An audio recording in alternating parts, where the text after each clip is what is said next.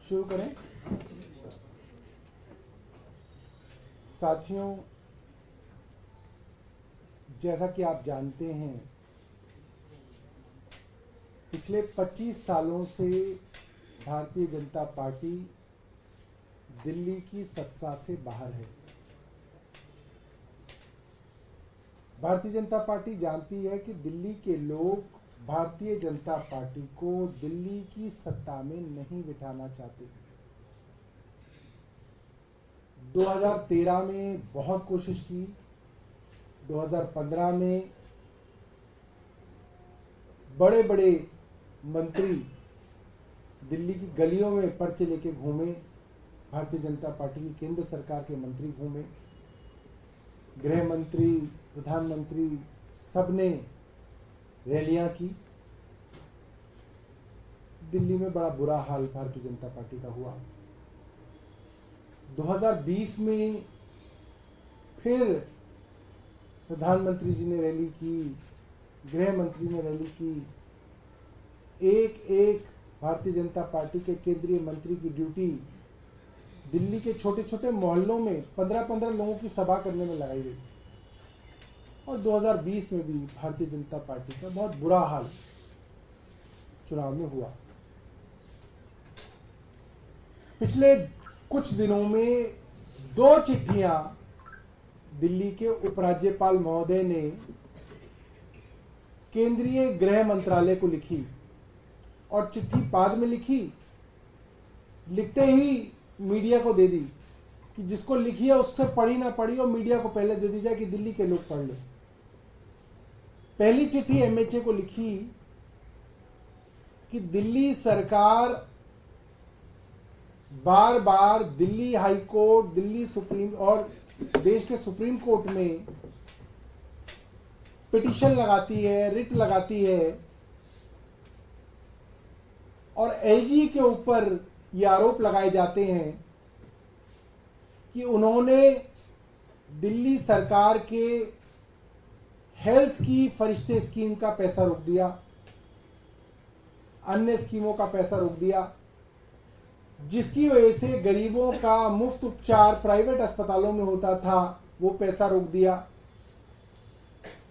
कोई आदमी दिल्ली की सड़कों पे दुर्घटनाग्रस्त हो जाए तो उसका मुफ्त इलाज किसी भी प्राइवेट अस्पताल में हो, ये दिल्ली सरकार की फरिश्ते योजना थी, उसका पैसा भी रोक दिया गया,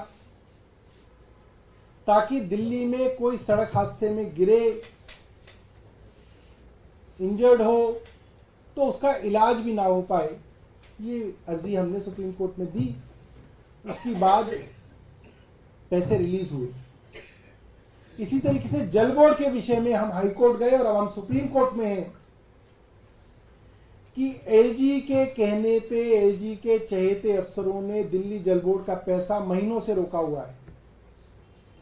तो एलजी साहब ने एमएचए को चिट्ठी लिखी कि दिल्ली सरकार ने ये झूठे आरोप लगाए हैं, क्योंकि चाहे दिल्ली जल बोर्ड हो, चाहे स्वास्थ्य विभाग हो, ये सारे के सारे विभाग दिल्ली की चुनी हुई सरकार के हैं, ट्रांसफर्ड सब्जेक्ट हैं, इसलिए एलजी का इनसे कोई लेना देना ही नहीं है। ये एलजी साहब ने खुद अपनी चिट्ठी में लिखा और सारे मीडिया को दिया। और उसके 2 दिन बाद एक और चिट्ठी लिखी, उसमें लिखा कि मैंने पानी के बारे में, सीवर के बारे में, स्वास्थ्य के बारे में मंत्रियों को चर्चा के लिए बुलाया और मंत्री मेरी मीटिंग में नहीं आए। कमाल की बात है। एलजी साहब 2 दिन पहले कह रहे हैं कि इन मामलों से मेरा लेना देना नहीं है, मेरा नाम कोर्ट में क्यों लिया जा रहा है। उसके 2 दिन बाद उसी एमएचए को चिट्ठी लिख रहे हैं कि मैंने इन्हीं विषयों पर मीटिंग बुलाई, ये मेरी मीटिंग में नहीं आए। एलजी साहब क्या समझते हैं, क्या चाहते हैं, क्या सोच रहे हैं, उन्हें खुद ही नहीं मालूम कि उन्हें क्या करना है, क्या कहना है, और एमएचए को चिट्ठी लिख रहे हैं। और बार बार ये बात पूरी दिल्ली के अंदर भारतीय जनता पार्टी के लोग कह रहे हैं, अखबारों के अंदर लगातार ये बात छप रही है कि भारतीय जनता पार्टी की केंद्र सरकार दिल्ली में राष्ट्रपति शासन लगाने की तैयारी कर रही है। इससे साफ हो जाता है कि जो बार बार एमएचए को चिट्ठी लिखी जा रही है, मंत्री का इस्तीफा हो गया ईडी के डर के, तो कह रहे नहीं जी ये भी संवैधानिक संकट खड़ा हो जाएगा।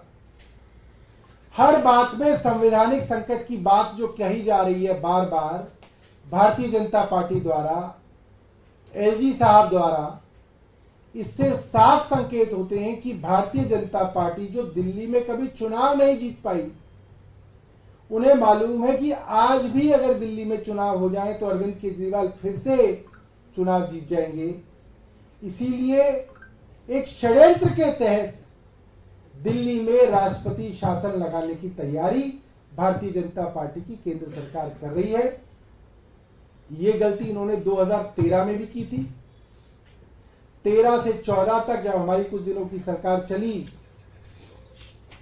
तो पूरे 2014 इन्होंने राष्ट्रपति शासन लगा के रखा और कोर्ट में जाके हमने सुप्रीम कोर्ट हम जब गए तो फरवरी 2015 में दिल्ली के अंदर चुनाव हुए और फरवरी 2015 में दिल्ली के चुनाव में दिल्ली की जनता ने भारतीय जनता पार्टी के राष्ट्रपति शासन से दुखी होके, त्रस्त होके दिल्ली की जनता ने आम आदमी पार्टी को 70 में से 67 सीटें दी। तो अगर ये काम करेंगे तो दिल्ली की जनता इन्हें दंड देगी। बहुत बहुत धन्यवाद। अगर आपके पास कोई प्रश्न है तो पूछ सकते हैं। आप लोग आधार बता रहे हैं कि आपकी किसी संवैधानिक से बात हुई की, क्योंकि अभी हाल ही में फरवरी महीने में आप लोगों ने बहुमत तरह से वहाँ पे प्रोटेस्ट पास किया था। देखिए, संविधान के विशेषज्ञ तो ये कहते हैं कि उत्तराखंड सरकार को जो बर्खास्त करने का मामला हुआ और बाद में सुप्रीम कोर्ट ने उसमें फैसला दिया, फ्लोर टेस्ट ही एक लौता माध्यम है कि जब सरकार का बहुमत फ्लोर टेस्ट पे ना हो तो उस सरकार को बर्खास्त किया जा सकता है। मगर अरविंद केजरीवाल जी को यह मालूम था कि बार बार षड्यंत्र किए जाएंगे, इसीलिए उन्होंने अभी कुछ दिनों पहले ही दिल्ली विधानसभा में फ्लोर टेस्ट में अपना बहुमत स्थापित किया। उसके बाद 6 महीने तक किसी भी सरकार को अपना बहुमत स्थापित करने की जरूरत नहीं होती। लिहाजा संवैधानिक दृष्टि से राष्ट्रपति शासन नहीं लगाया जा सकता है। मगर ये लोग संविधान को मानते कहाँ हैं? इन्होंने पिछले 8 साल तक संविधान नहीं माना और दिल्ली सरकार की शक्तियां छीने रखी। और जब सुप्रीम कोर्ट ने कह दिया कि आप गैर संवैधानिक काम कर रहे हैं तो इन्होंने कानून ही बदल दिए, संविधान बदल दिया। इन्होंने गैर संवैधानिक तरीके से इलेक्टोरल बॉन्ड से हजारों करोड़ रुपए की रिश्वत ली और फिर सुप्रीम कोर्ट ने कहा कि आपके जो इलेक्टोरल बॉन्ड है गैर संवैधानिक हैं। और ये तो गैर संवैधानिक करने में ये सरकार तो अपनी जो है गर्व मानती है। सर, राजनाथ जी ने मुख्यमंत्री पर सीधा हमला किया, कहा है कि अगर मान लो उनकी वजह से गिरफ्तार भी हुए हैं तो कोर्ट से राहत क्यों नहीं मिल रही? कोर्ट तो सरकार के नियंत्रण में नहीं है। अब राजनाथ सिंह जी को अगर बहुत कानून की समझ होती तो राजनाथ सिंह रोज अखबारों में छप रहे होते। छोड़ दीजिए, उनकी जो है दुकान बंद हो चुकी है। तो प्रधानमंत्री ने ये उनकी तरफ से बात कही गई है कि आप लोग लगातार आरोप लगाते हैं कि उनके इंस्ट्रक्शंस पे गिरफ्तारी होती है। संजय सिंह को कोर्ट ने ही बरी किया था, तो अरविंद केजरीवाल को राहत क्यों नहीं? हम कहाँ मानते हैं कि राजनाथ सिंह जी की सरकार में चलती है? कौन पूछ रहा हूँ? हमें राजनाथ सिंह जी से कोई लेना देना नहीं। जो 2 आदमी केंद्र सरकार चलाते हैं हम तो उनकी बात करते हैं। ये तो सब वो क्या कहते हैं, वो साइड के प्लेयर हैं, वो सारे के सारे सपोर्टिंग कास्ट है फिल्म की। उनका क्या लेना देना? उनसे संबंधित भी सवाल है। प्रधानमंत्री एक बयान दिया अखबार को, उन्होंने कहा है कि जो भी लोगों का हक छीनेगा उस पर कार्रवाई होगी और भाजपा शासित राज्यों में भी कार्रवाई होती है। तीसरा टर्म आएगा तो कार्रवाई और तेजी से होगी।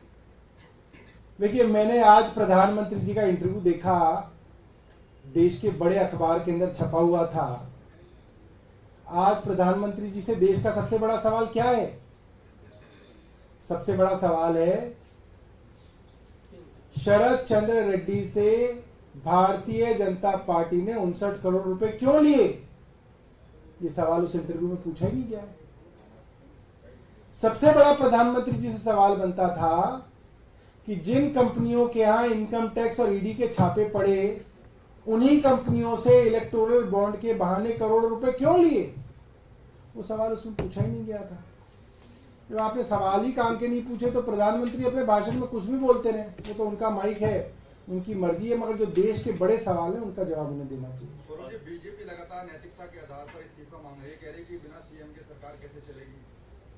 कोई बात नहीं, अब उनके पास कोई काम तो है नहीं, ये इसी चीज में लगे। सर, एक तरफ आप लोग कह रहे हैं कि हम लोग एकजुट हैं इस मुसीबत वाली घड़ी में, दूसरी तरफ सांसद नजर नहीं आते, जिसको लेकर बीजेपी भी कटाक्ष कर रही है और बाकी पार्टियां भी। अरे भारतीय जनता पार्टी के सांसद तो पूरे कोरोना में नजर नहीं आए, तब आप लोगों ने पूछा नहीं।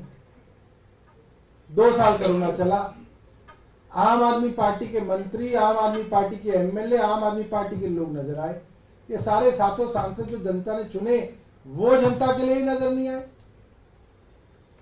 लेकिन पार्टी और राज्यसभा के सांसद पहले कौन से धरने प्रदर्शन के अंदर हमारे आते थे, आप ये बताओ। या तो आपने देखा हो कि अरविंद केजरीवाल जी की गिरफ्तारी से पहले हमने भारतीय जनता पार्टी के मुख्यालय पे किया हो और आपको पंजाब के सांसद मिले हो, सीचेवाल जी मिले हो, हरभजन सिंह जी जो है बैरिकेड पे चढ़े हुए हो, कभी देखे हो तो मुझे बता दो। अब बेकार की बात की जा रही है, मुझे समझ नहीं आ लेकिन रहा। इसमें सवाल इसलिए भी उठ रहे हैं क्योंकि सीचेवाल जी से लेके हरभजन सिंह, अरे भाई यही तो मैं कह रहा हूँ, सोशल मीडिया पे कभी आपने हरभजन सिंह जी को देखा हो बैरिकेड पे चढ़े हुए? सोशल तो मीडिया पे बताइए। पोस्टर भी नहीं बदला है आपके समर्थन में। अब वो क्या है, वो क्या है? इसमें एक सवाल इसलिए भी है क्योंकि आम आदमी पार्टी के सबसे बड़े नेता अरविंद केजरीवाल की गिरफ्तारी हुई है और ऐसे समय में वो लोग नहीं आ रहे। तमाम मुद्दों पर बीजेपी घेरने की बात होती है, ट्वीट तक नहीं किया गया है। पहुंचते हैं। नहीं, मैं ये समझता हूँ कि बेवजह कुछ चीज़ों को जो है आम आदमी पार्टी के अंदर तोड़फोड़ करने की कोशिश के इंटेंशन से इस तरीके की दरारें पार्टी के बीच में पैदा करने की कोशिश की जा रही हैं। इसके अलावा जो है ये कुछ नहीं है। और मैंने आपके सामने तथ्य रखे हैं कि आप जिनका भी नाम ले रहे हो, चाहे वो संजय अरोड़ा हो, चाहे वो सीचेवाल हो, चाहे वो हरभजन सिंह हो, हरभजन सिंह को आपने कभी बैरिकेड पे चढ़े देखा हो तो मुझे फोटो दिखा दो कि जी वो ये पहले तो ये कर रहे थे, अब वो नहीं कर रहे हैं इसलिए पार्टी में फूट चढ़ गई है। ये सब जो है बेकार की बात है।